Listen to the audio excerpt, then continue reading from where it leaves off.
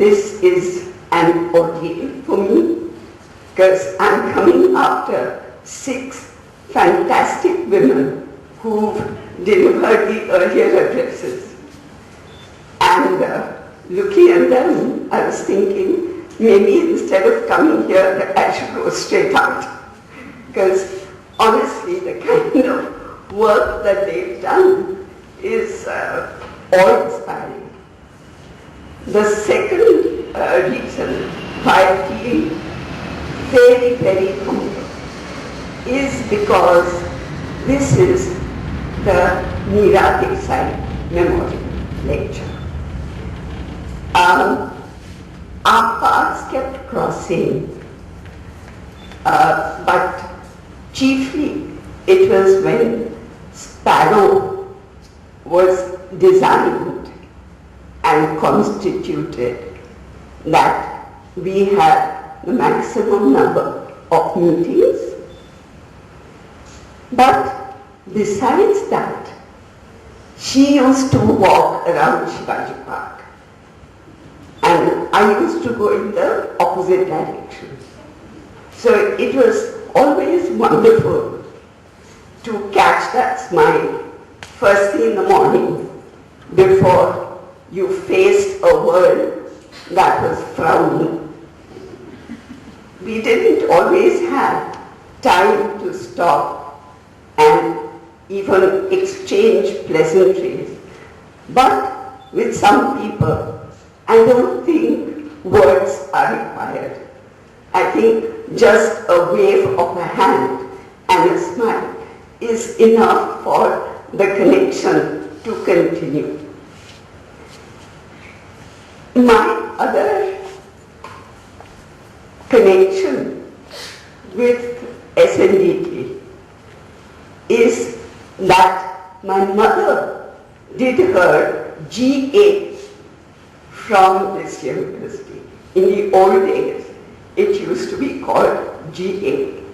And my mother was one of those ambitious women, I haven't got even half of her in me, who after marriage insisted on doing her matriculation and then going on to do her GA, followed by 2 aunts. So in those days, I used to haunt SNDT because I was like a tail for my aunts. Wherever they went, I went. So SNDT in that sense has always been a kind of proxy home ground for me. Today I am going to talk about, or rather I'm going to read, because I can never trust my memory anymore to say all the things I mean to say in their proper order. So I'm going to read a kind of analysis of the villain characters in Marathi drama, where it started, how it developed, if it developed at all, and where we are now.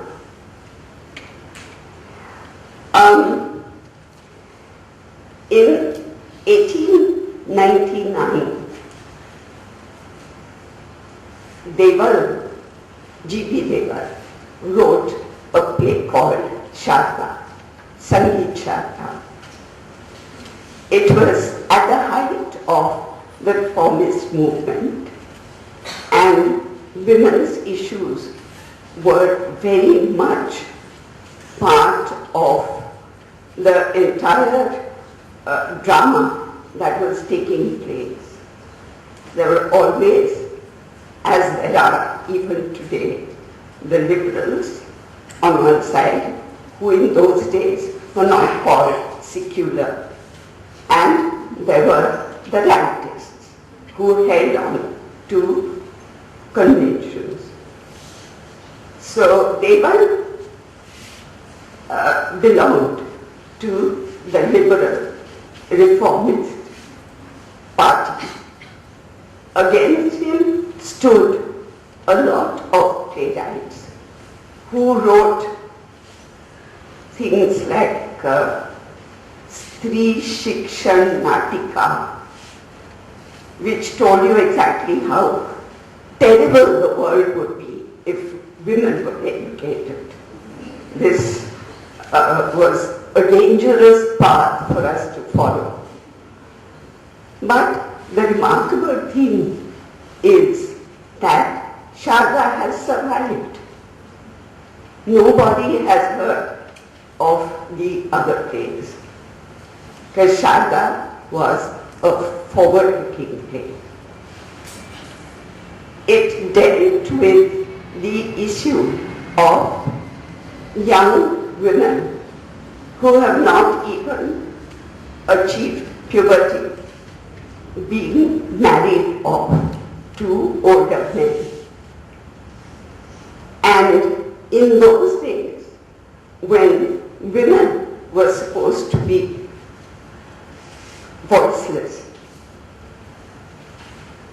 I would like to read a passage in which the Sharda's mother argues with Sharda's father, who has decided to give his daughter away. His daughter, she asks at some point, isn't she also mine? But he has decided to give her away to a 75-year-old man. And this is the conversation between them. And even today, when I was putting this together, I was stunned at the strong voice of this woman who must have been in her 9-yard sari with her nut and whatever else she was wearing. But the voice came out powerfully. So she has challenged him, and he answers. This is Kanchan Bhatt, who says, yes, he is 75 years old, but I intend giving him the girl for his wealth. Neera says, what do you mean by intend? I won't allow it. I don't care if we cannot find another match for the girl. I'll keep her with me all her life, but I will not allow her to be sold off for the love of money. Kanchan. But who is asking your opinion? What do you understand about it anyway? Your brain is good enough for salt and chili powder. That's all. Do you have any idea how much profit lies in a marriage bond with His Excellency? People would bend over backwards for such wealth. Neera, I'm not interested in profit, however large, at the cost of our daughter. She is not someone we picked off the street. She is a whole flesh and blood life. We will marry her only where she has a chance to be happy. Kanchan Bhatt ends the conversation by saying, that's enough. You women are ignorant. Now, this is a voice in Marathi drama in the year 1899. From here, we go to around 1930-32. This was the year in which the first batch of young men passed out of Bombay University, there they have been exposed to Western literature. And one of the plays that made them sit up was Henrik Ibsen's Doll's House. And instantly they felt that this was something that they should bring on to the Marathi stage for two reasons. One reason was that the Sangeet Natak, which was the earlier phase of Marathi drama, had run out of steam. Nothing fresh was happening. Meanwhile, on the other side, young people were coming out of university and they didn't have the stomach for these mythological, historical plays with actors declaiming, beating their chests and singing songs in the middle of everything. Also, what they couldn't stomach was the fact that men were playing women.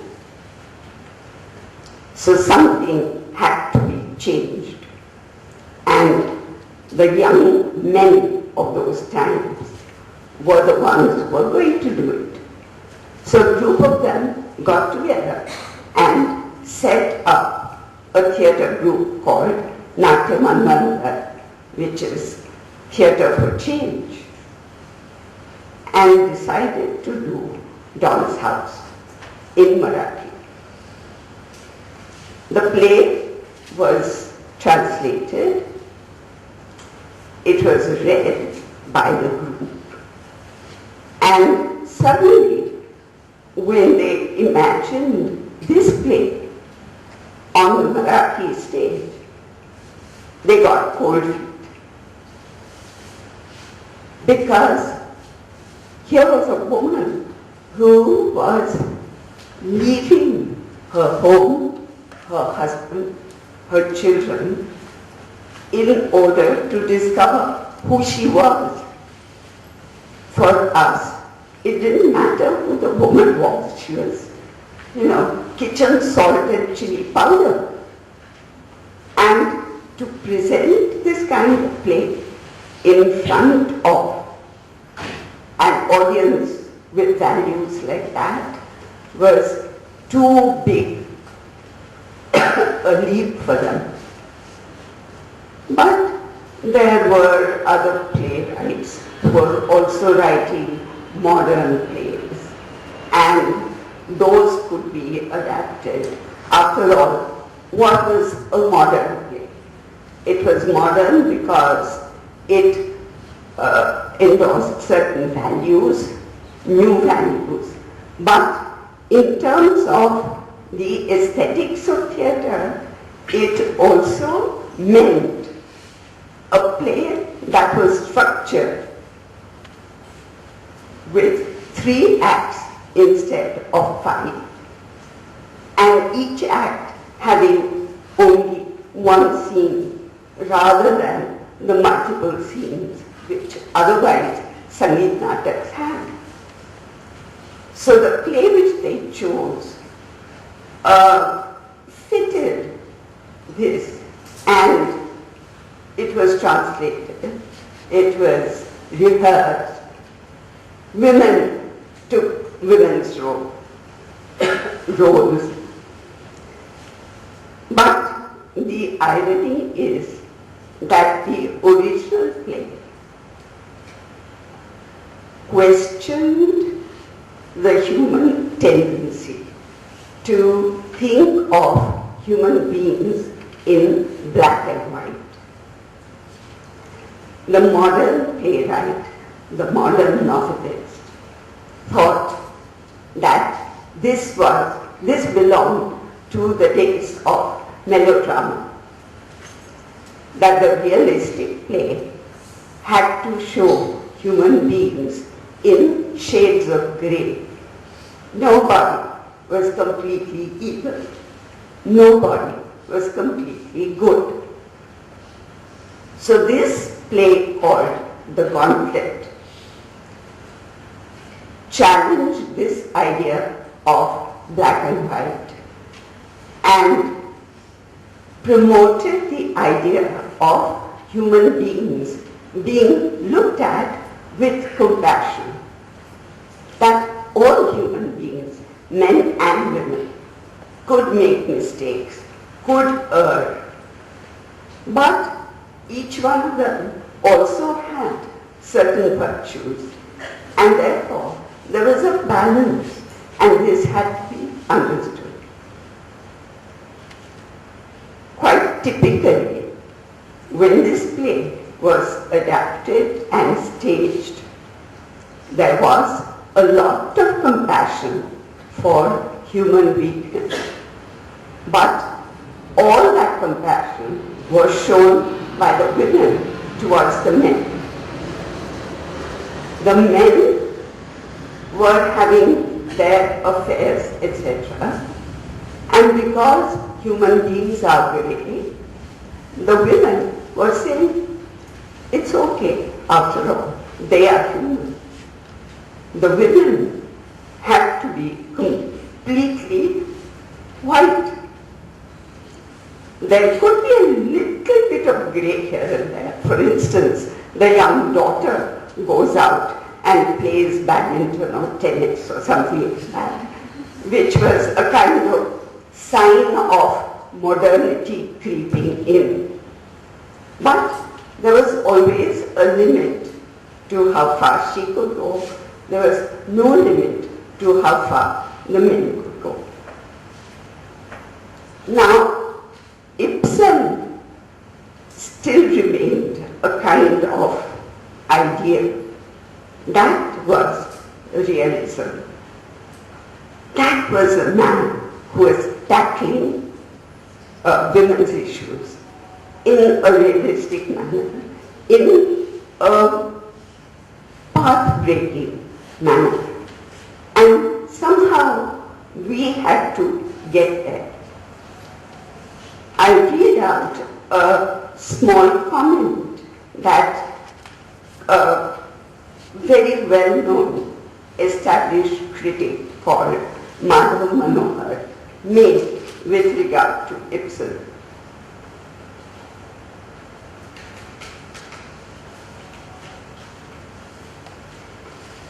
Questioning why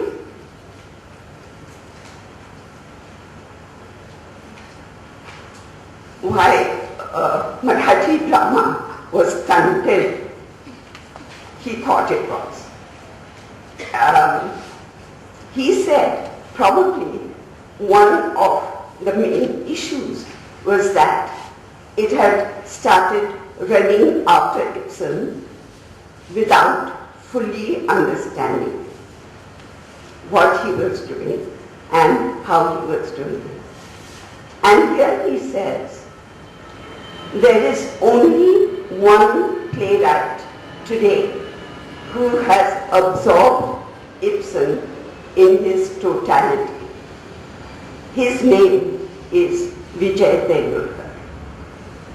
I have already said that anybody who decides to follow in Ibsen's footsteps must be willing to undergo an ordeal by fire.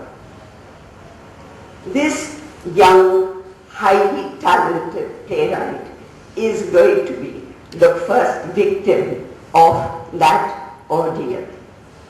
So Tendulkar was set up by his critic as the true follower of Ibsen. I must have water.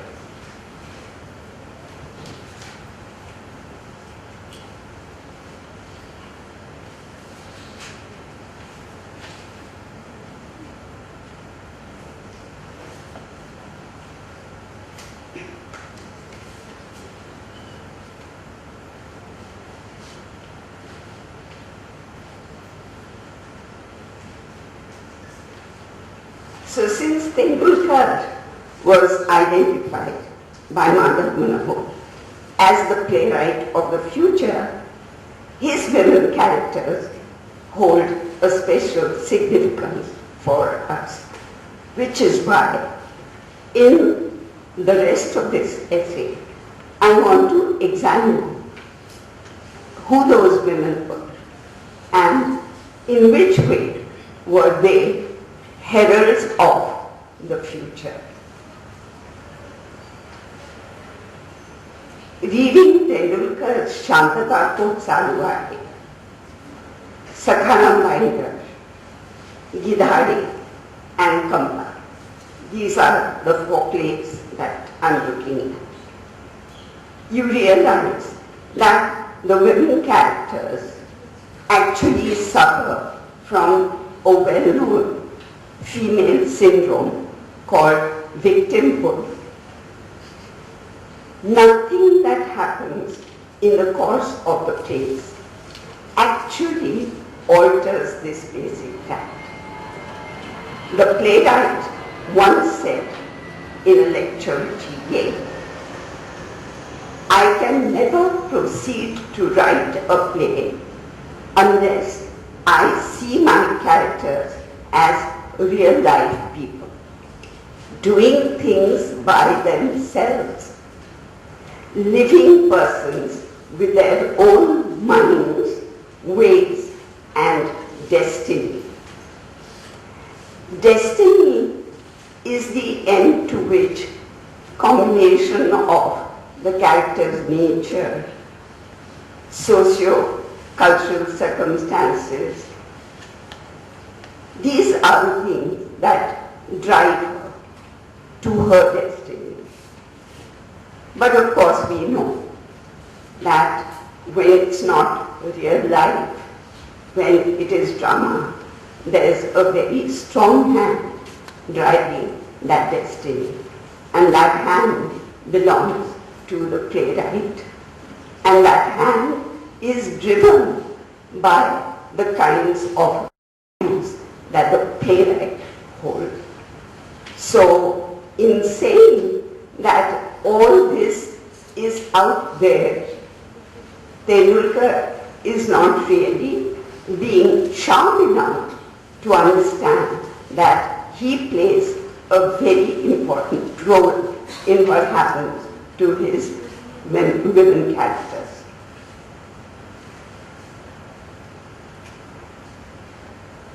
So we cannot, as we will see, by any stretch of imagination, say that Tendulkar's female characters are doing things by themselves, which means that they are empowered and they have agency. We have to look at them to see if indeed they do. Rather, things are done to them. They proceed from here, from this point, to do things that fit in with all social norms. Ibsen was also writing at a time when the lives of women in his country were just as constricted as they were in Tendulkar's time. But he could create a character not just like Nora, but an even more extreme example, which is Hedda Gabler. This character whose psychology was unfathomable.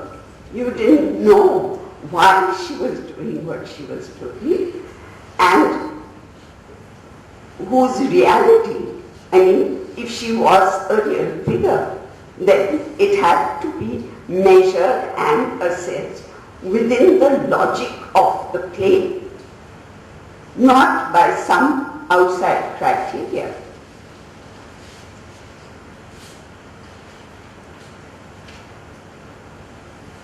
But when we use the word reality, what is it that we mean? Reality is what we see. Reality is what we allow ourselves to see. Reality is only that slice of life which in our world we are exposed to. There are 10,000 other realities all over which we never see, which we never hear of. So anyone who says that my characters behave according to reality, you need to add a rider. Reality as I saw it, reality as I know.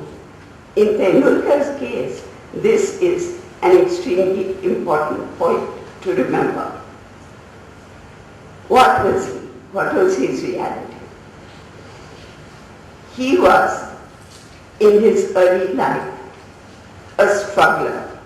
He didn't come from a very privileged family. He had to struggle, and then he became a journalist.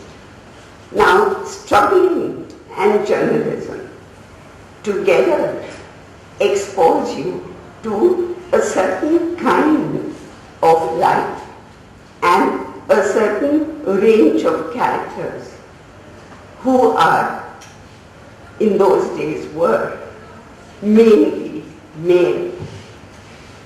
Women hadn't come into journalism there in such a big way.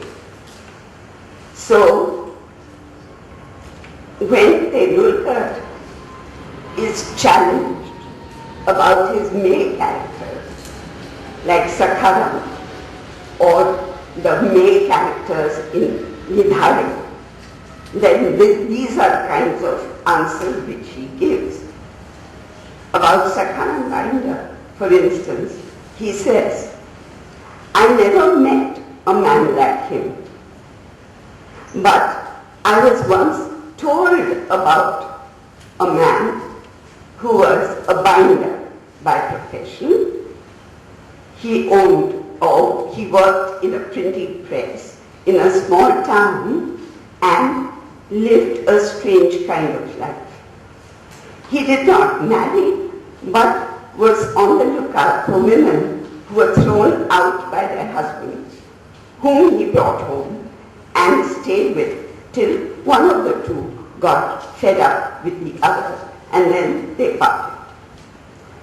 Then he reached her wherever she wanted to go, gave her a pair of saris, some money, and little odds and ends which she would require to fend for herself, and then he would be out looking for the next woman, next destitute woman.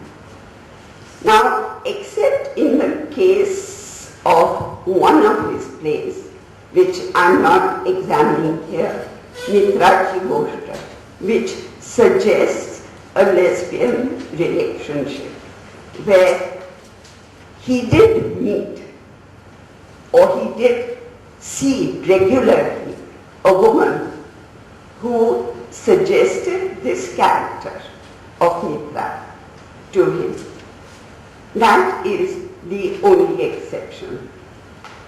So, except for that, Tendulkar does not refer anywhere to having met or heard of any woman who triggered his imagination in the way this Sakharam character. As a result, he created a kind of generic middle class woman. She carried different names, but that was just about it. Most of her heroines, his heroines, are all subscribed to middle class values. The exception is Champa in Sakharam Binder. But she is also a stereotype. She is a stereotype of the voluptuous woman who knows, who is aware of her sexuality,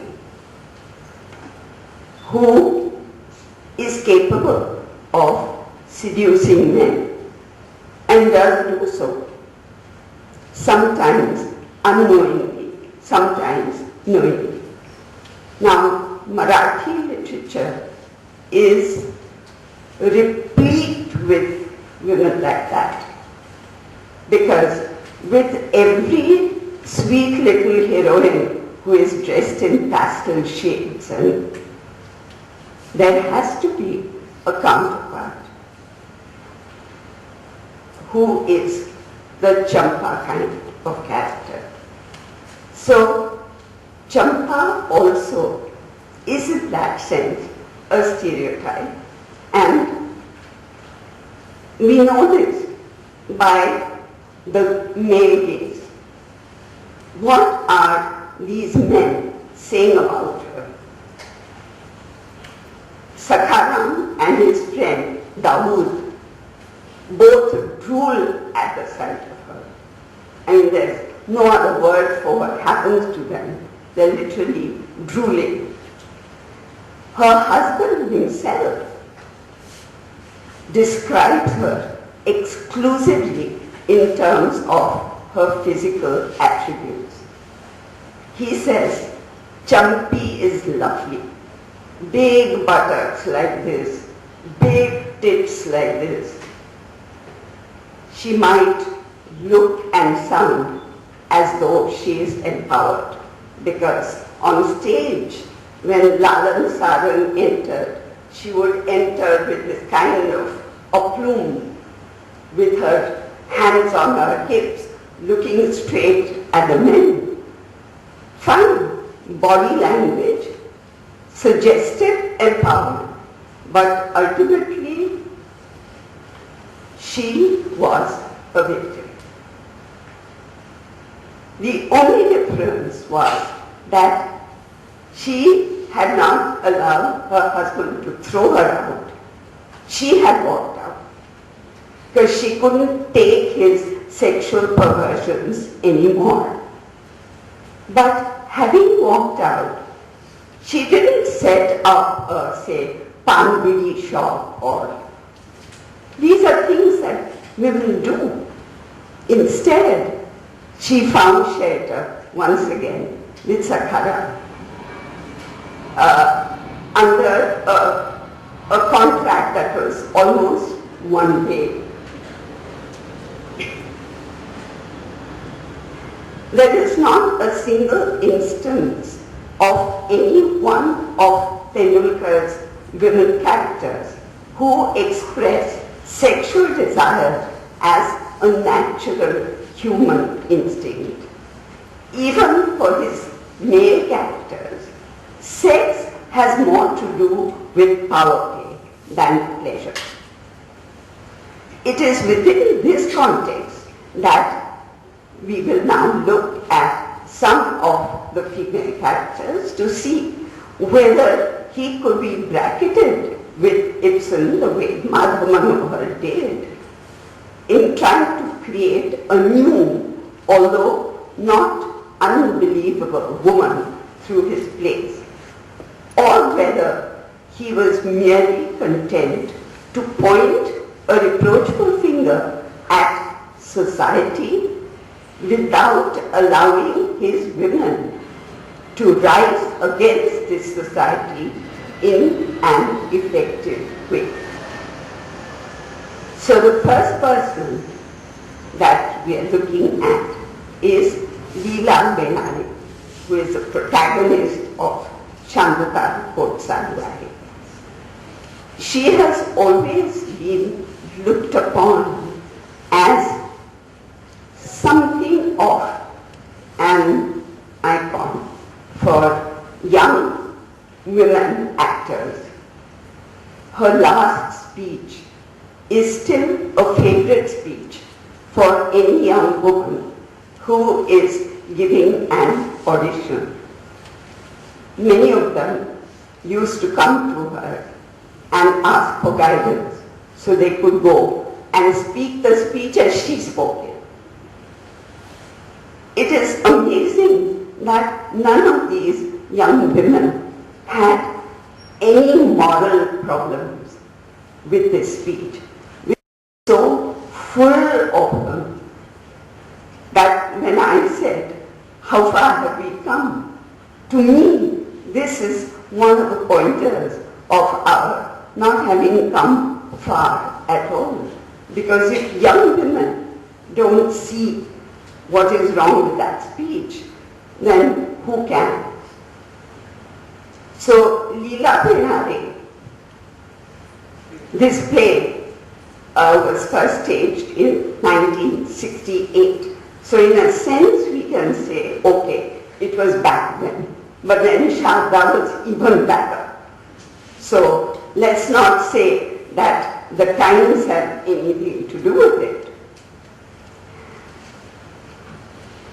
Benare herself is put on, she belongs to a group which does mock trials. They travel all over the region and do mock trials to edify the local people. Now, on this particular day, Benare herself is put on a trial which is supposedly just a game, an innocent game. However, the revelations made in the course of the game come painfully near to the truth of her life, of her situation. The vicious attacks on her made by her colleagues in the course of this trial break her spirit completely. When the judge gives her 10 seconds to say whatever she wishes to in her own defense, she remains silent. She refuses to utter a single word. She is in a collapsed state with her hand on her arms, with her head down where she is sitting. Tendulkar had actually ended the play this way, that she doesn't speak, she remains silent. Silence can always be construed as a form of protest. So Tendulkar was being rather clever in making her be silent, because then some people in the audience would say, oh, she has a lot to say in her self-defense, but why should she? These are just animals. And she is keeping her dignity by remaining silent. The others in the audience would say, naturally, what will she say? Such a terrible life she's led. So Tendulkar could have it both ways by making her be silent. But Avinash Pandey, who directed the play, was thinking of it in terms of drama. So the drama has built up, and this woman has not spoken throughout the second act. Something needs to happen from her side which will make a dramatic impact. So Deshpande insisted that Tendulkar write a final speech which Benare will give in self-defense. Tendulkar continues to be wily. He is not going to allow a theatre director to trap him into exposing his heroine. So what he does is to keep her silent as far as her colleagues are concerned, but to construct an internal monologue. This is Benare speaking to herself, but meanwhile also speaking speaking to us in the audience. So in that sense, it's a speech. But in another sense, it is not a speech. Now, what is it that she says? And this is the important point. She has been more or less seduced by her mama when she is 14. At that young age, she is madly in love with him. She wants to marry him. And of course, the family will have none of it. And of course, the mama turns tail and runs away. She feels betrayed and she even attempts to commit suicide. Now that's the past. And then comes a present. She is now about 32, 34. And again, she falls in love. But it's interesting. In the earlier episode, she talks about how her body was blossomed in this love. She talks about her body. So it is actually a body that is waking up. Now, at age 32, she has had time to absorb the morality of middle-class society, and it is no longer proper for her to speak of the body. Her love is now something else. So this is what she is saying.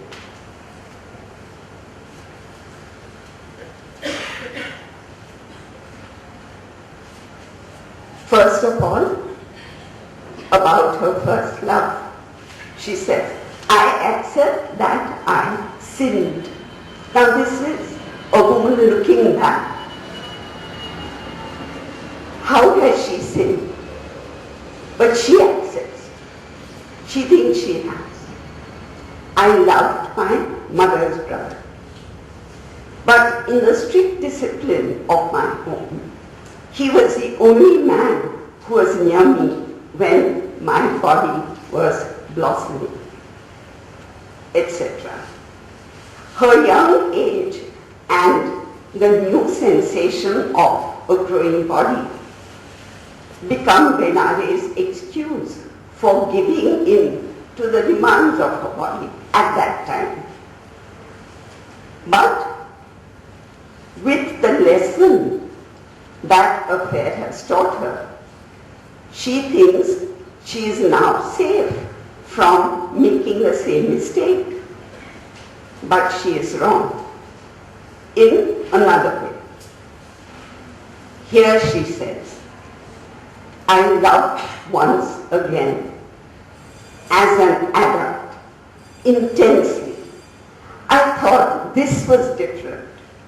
It was a fully conscious love for an incomparable intellect. It was not love at all. It was devotion. But I was making the same mistake. My body became the offering for this meeting of minds. My intellectual God took the offering and went his way. He hadn't wanted my heart and my devotion at all. He was no God. He was an ordinary man who lived in the body and for the body. She. The body fills her with repulsion. Yet she does remind herself that, quotes, it was the body that gave you a moment of exquisite beauty, divine satisfaction. It was the body that transported you in one magical moment beyond itself to the highest summit, the abode of ethereal beings. Notice the language. Language is either used to open up feelings or to obscure them. And this kind of very romantic, sentimental language is used as a cover-up for what could be suspected of being that dirty thing called physical love. So the language of these confessions belongs to the literature of romance. That is where Benare's view of love comes from, not from life. She accepts her body only by default. It produces momentary highs. But what matters more is something called pure love, which occurs between minds, unsullied by the body. This idea falls in line with conservative opinion that sees sex as dangerous to the health of the family and by extension to the health of society. In this system of belief, motherhood therefore becomes the apotheosis of pure love.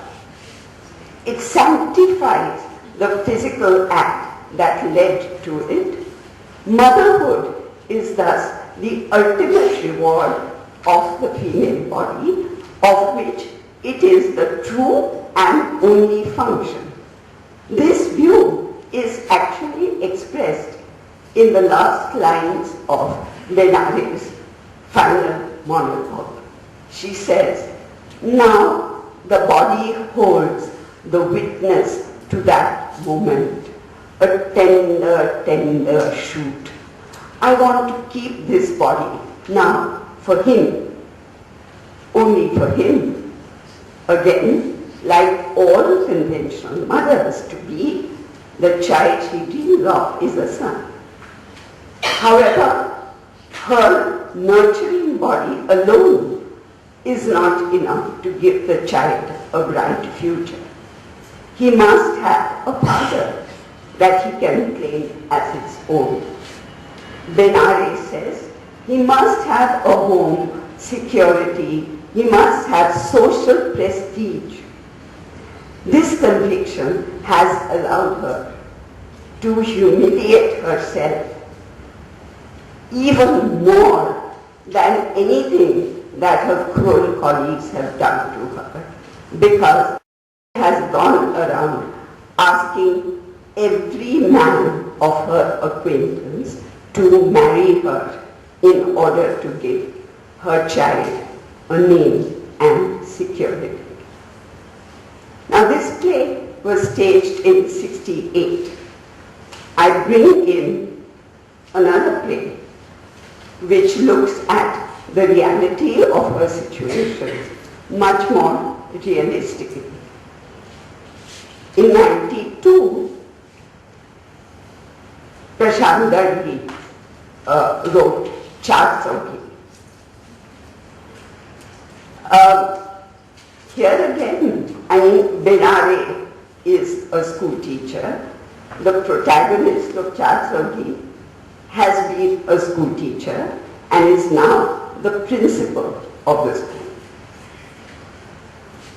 She has had a relationship with a married man. She hasn't asked him to marry her. She has been fully conscious of the problems that having such a relationship involves. She has given birth to 3 daughters, and she has brought them up single-handed. She has kept up her friendship with her lover, and more importantly, she has kept her human dignity. Some of the daughters blame her for what she has done, but she is not apologetic. She has coped with society and coped brilliantly. They must learn to do that also. And they do. So Char-Chauki Suddenly, as I was thinking of this essay, and I must check out with Prashant, was possibly an answer to Shanta Gokhale, that this is not how it has to be. It can be this way also. Lakshmi and Champa are the two contrasting characters in Sakharam Winter. The contract which Sakharam makes with his women is very straightforward. He elaborates on it as soon as the women enter his house. He first describes the topography of the house, then he lays down the rules for the woman's behavior. But when he comes to the sexual part of the bargain, his language, which is otherwise very uncouth and very direct, suddenly becomes very coy. He says, and now the last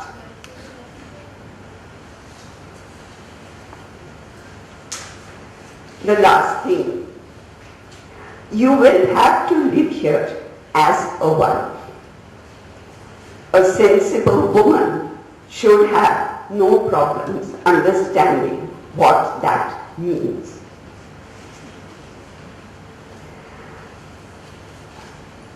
The sexual act, if it happens at all, is not referred to till the incident of the ant.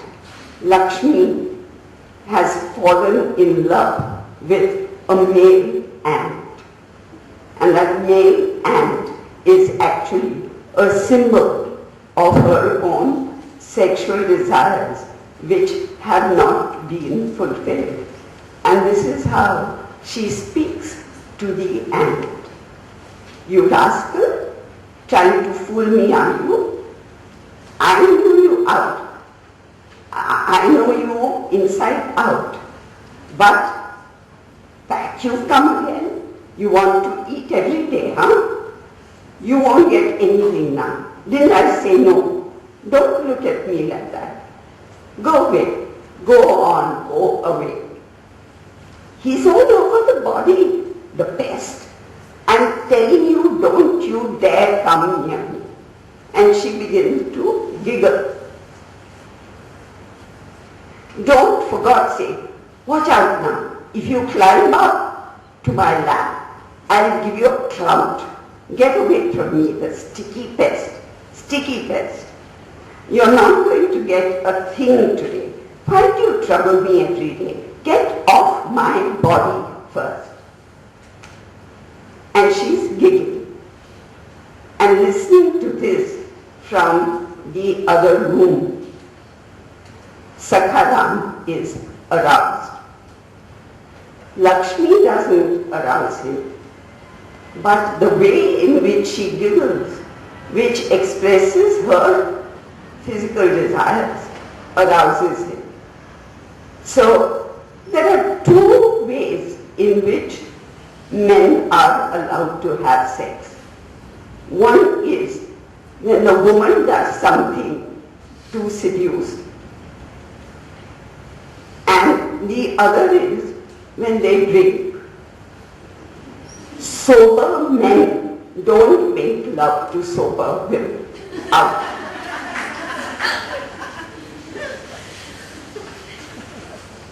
In contrast to Lakshmi, Champa is desirable. She exudes sex. Her desirability is mirrored in Sakharam's and Dawood's gaze.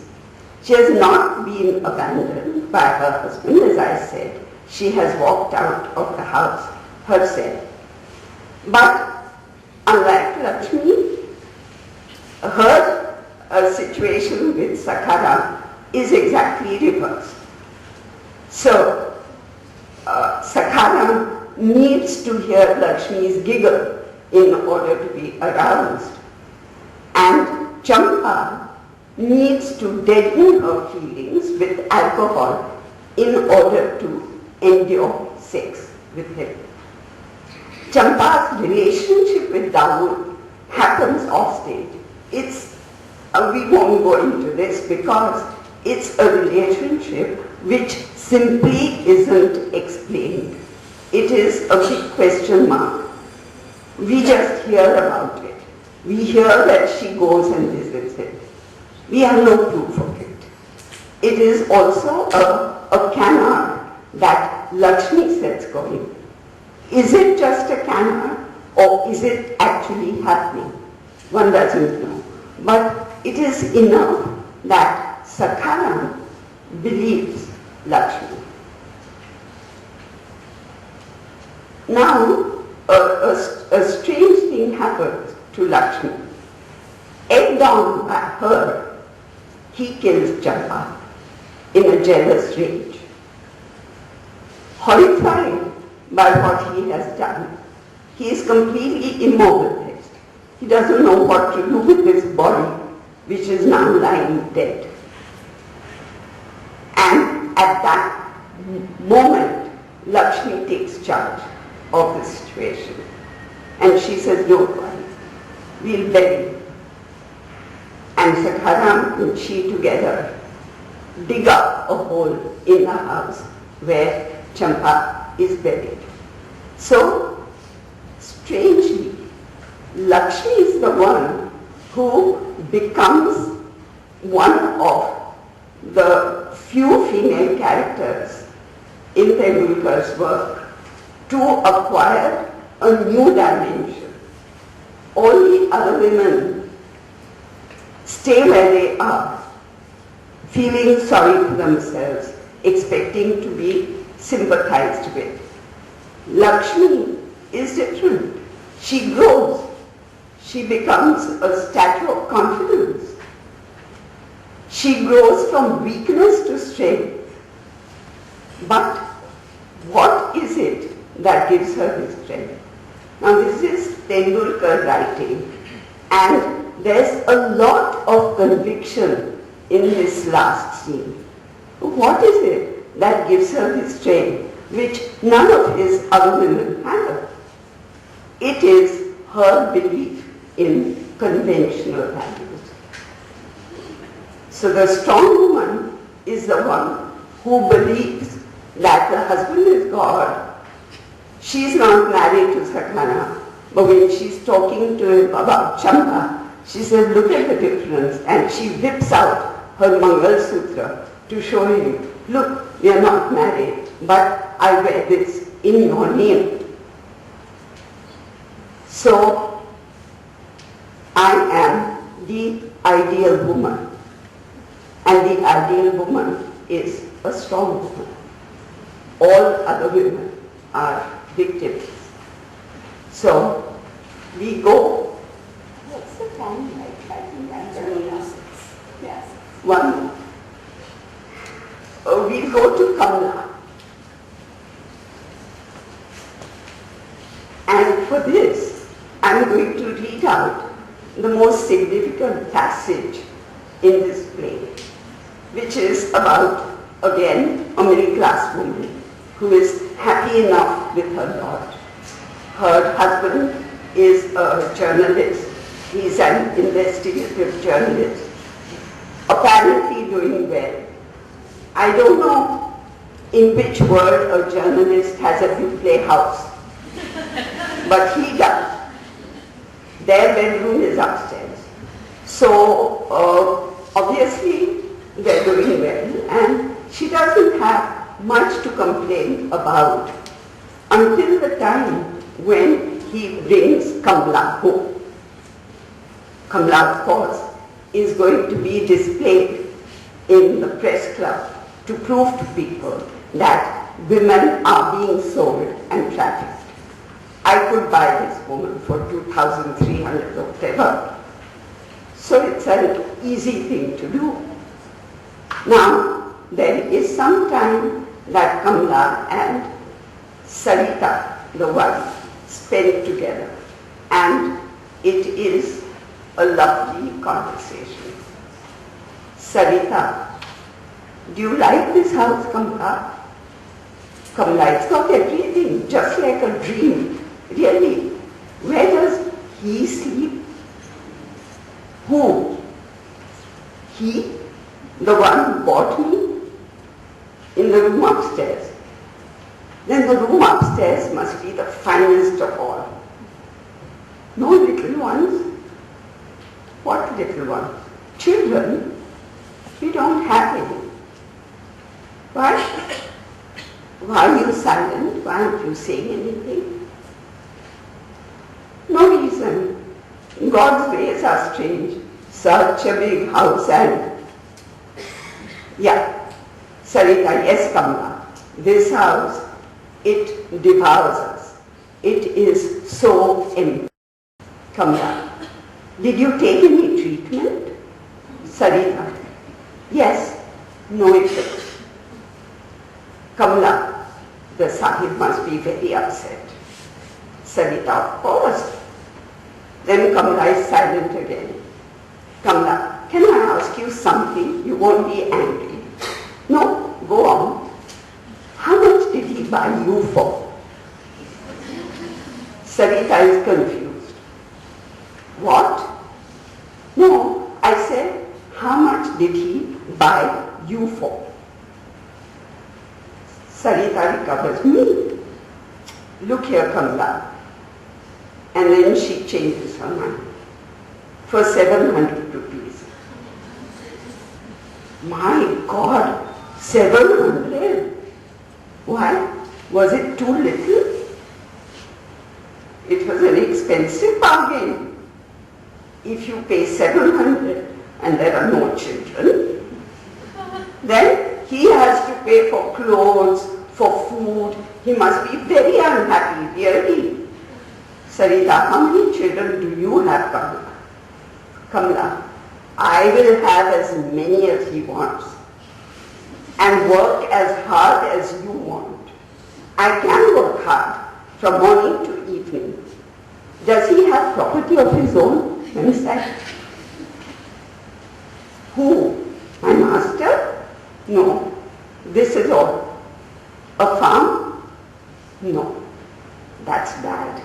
If you have some fields, it rains gold. I can work in the fields also, you know. Can you? No.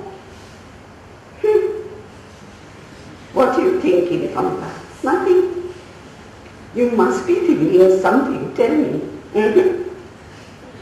Come on, tell me. Desai, if you won't misunderstand again, the master bought. He bought me too. He spent a lot of money on the two of us, didn't he? Now, it isn't easy to earn money. A man has to labor like an ox to do it. So Desai, both of us must stay here together, like sisters. We'll keep the master happy.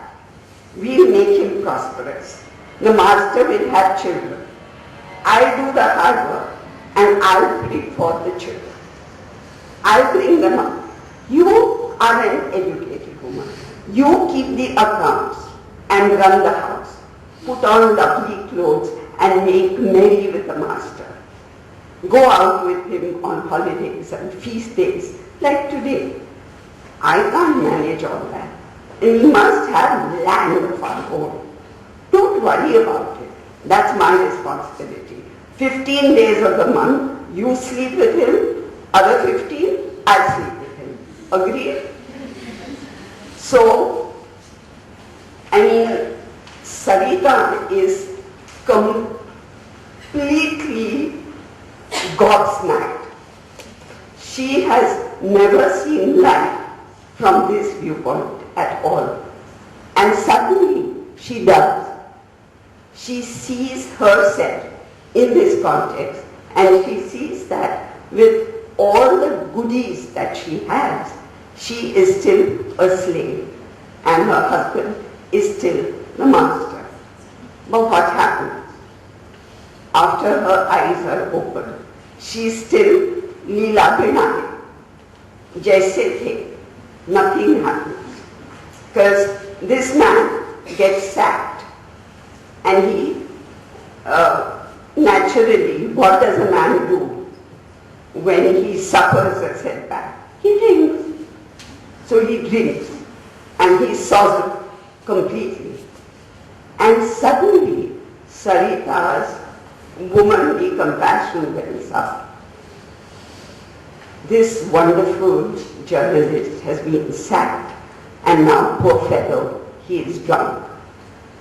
He is flat on the sofa, and she goes and sits on the floor at his feet.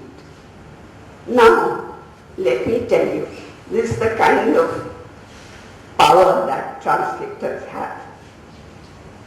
In the Marathi, after sitting on the floor, she removes his shoes, which is the ultimate gesture of submission. In English, my dear friend Priya Adakar has left out that line. Sarita, the English Sarita doesn't remove shoes. But she sits there, and there is a very fine speech that she makes to her uncle. As usual, pointing to a future which will not be what this is. Her uncle says, "Are you still angry with him?" Sarita says, "I will go on feeling it, but at present I'm going to lock all that up in a corner of my mind and forget about it. But a day will come, Kaka Sahib, when I will stop being a slave. I'll no longer be an object to be used and thrown away. I'll do what I wish, and no one will rule over me. That day has to come, and I will pay whatever price I have to pay for it." Kaka Sahib is fascinated and impressed by the quiet determination in her voice. So, determination in the voice is enough. We are a society given to words. We will teach them a lesson. Words are so good. All the anchors on TV channels are so happy with these words. These are words which even a child says. I teach him a lesson. He took my ball. So, but these words sound amazingly impressive on stage, and people do not understand that Tendulkar has copped out as usual.